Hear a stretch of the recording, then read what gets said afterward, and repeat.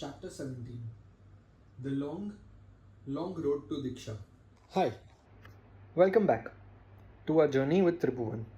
When we left him last, 16-year-old Tribhuvan had a fire burning in his heart. A fire to walk away from the comforts of home and walk towards something much bigger. A life devoted to truth, to discipline, to Diksha, the sacred part of becoming a monk. Today, he takes that first brave step, and what a journey it turns out to be. It was early morning, 7 o'clock, on the holy day of Posh Sut Agyaras, when a soft knock landed on the door of the Kothari family's home.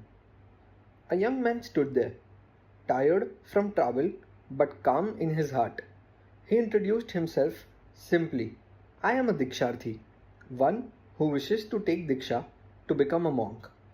The daughter-in-law of the house opened the door, and instead of fear or confusion, she greeted him with open arms. Please come in, she said. You are most welcome. We are honored. Can you imagine that? A stranger appears at your doorstep before sunrise, says he wants to become a monk, and your first reaction is honor? That tells you something about the kind of household this was, and the kind of respect Diksha commanded in those days. Inside, Seth Jamnadas was sitting comfortably on a swing in the hall. He looked up and blinked. He was expecting one boy. He saw two. Who among you two wishes to take Diksha? He asked, quite surprised. And without missing a beat, Tribhuvan answered, both of us. Jamnadas turned to the second boy. Who is this? He is my friend, Nathalal, from Padra, Tribhuvan said simply, as if this was the most normal thing in the world. Jamnadas wanted to be sure everything was proper. Does Panyas Danvijayji Maharaj know about this? He asked. Yes, sir, Tribhuvan replied. He knows everything. In fact, it is he who inspired Nathalal to take the step too. Satisfied, Jamnadas smiled. Very well then.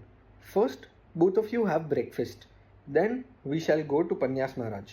When they reached the Kothi Pol Upashray, the place where monks stay, Panyasji Maharaj himself was caught off guard.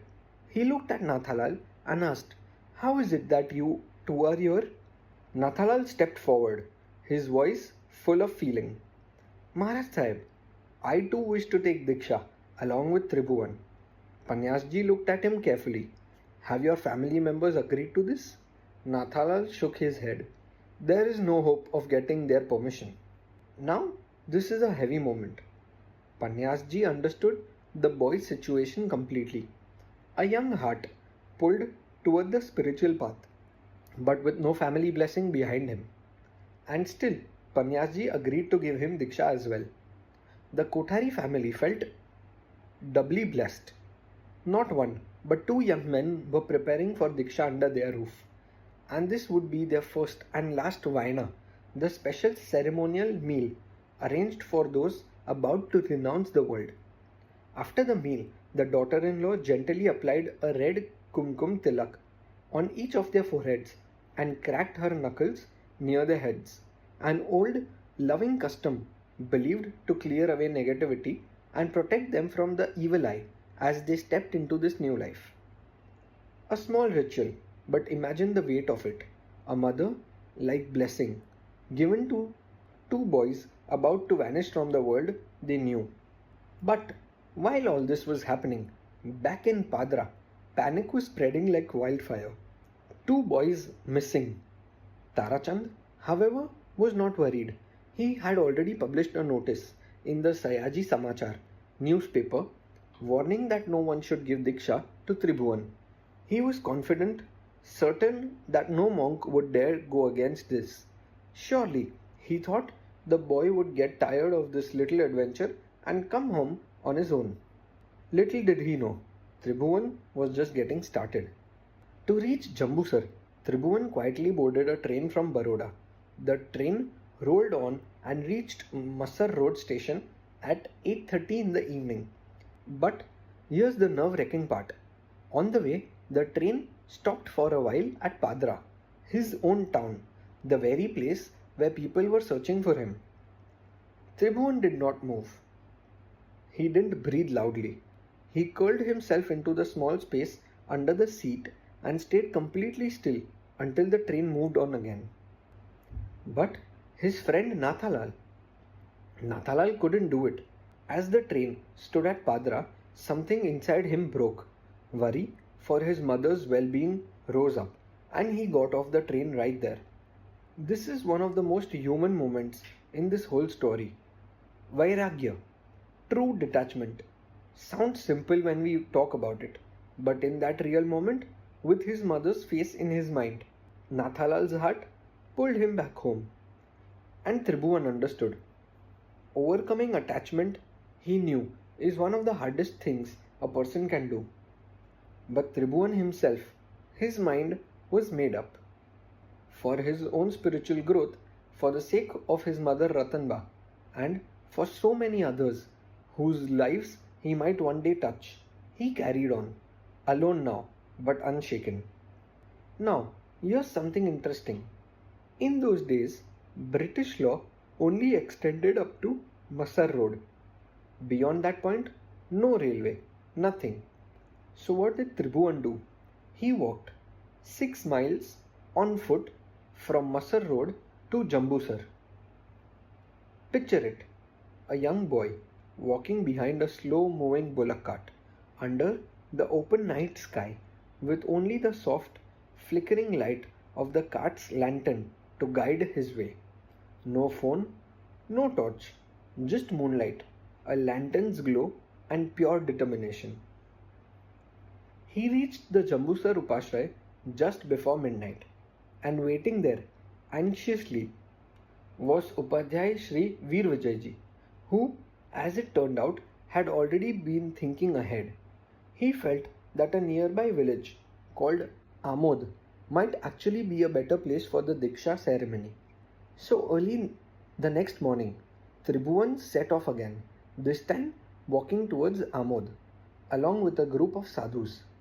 But fate had a small twist waiting for him. In Amod, he was spotted by his own aunt Suraj. She was the widow of his uncle Nathalal and had been living at her maternal home there since her husband's passing. She looked at him, completely stunned. Sabuda, how come you are here? Before Tribhuvan could even answer, Upadhyay Maharaj stepped in smoothly. He is accompanying us in our vihar, meaning simply that he was walking along with the monks on their travels. A clever save. But everyone knew the truth was bigger than that sentence. And now, with his aunt having seen him, Amod was clearly not the place to hold a quiet Diksha ceremony anymore. They needed a new plan. The final stretch to Gandhaar. That's when Muni Shri Mangal Vijayji suggested an old sacred pilgrimage place called Gandhaar. Sitting right on the shores of the Arabian Sea, about 18 miles from Amod. With his Guru's blessings, Tribhuvan set off once more, this time with Muni Mangal Vijayji and 2 more sadhus beside him. They walked and walked. By the evening of Posh Sood Baras, they reached a place called Tankarya. And on the morning of Posh Sood Teras, they finally arrived at Gandhar. Now, just stop and think about this for a second.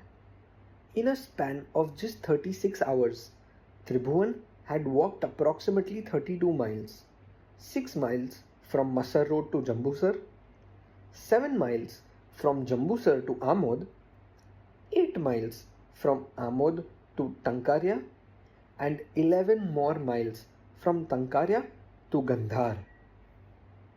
32 miles on foot in a day and a half, with nothing but a goal in his heart and a fire in his soul. The long, long road to Diksha had finally come to an end.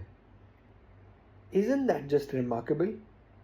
Think about how many times in our life we say, I'll start tomorrow, or It's too far, or it's too hard. Tribhuvan walked through moonlight nights, hid beneath train seats, said goodbye to a dear friend, and faced his own aunt on the road, and still he kept walking. What was waiting for him at Gandhar? What would the Diksha ceremony finally look like? After this incredible journey, we'll find out in the next chapter. End of chapter 17.